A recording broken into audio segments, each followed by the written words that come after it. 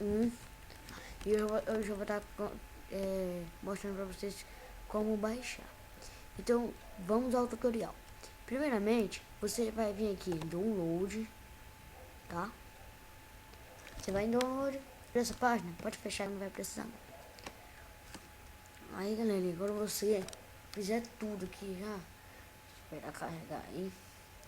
Tá, aí quando eu vim pra essa página aqui, é você só dar um free download, tá? Você dá um free download, tá? Aí você vai fazer a conta pra você e baixa.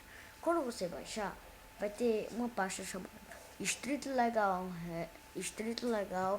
Headline. Aí quando você pega ela, coloca ela para área de trabalho, ó, como eu nunca coloquei a minha aqui na área de trabalho, coloquei a minha aqui em desktop.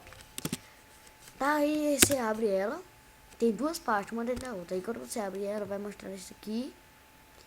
Galera, esse foi o tutorial de hoje. Desculpe se ele foi pequeno, é porque, galera, eu tô muito ruim esses dias, então eu vou estar colocando aqui só um tutorialzinho bem pequenininho pra vocês. Então tá.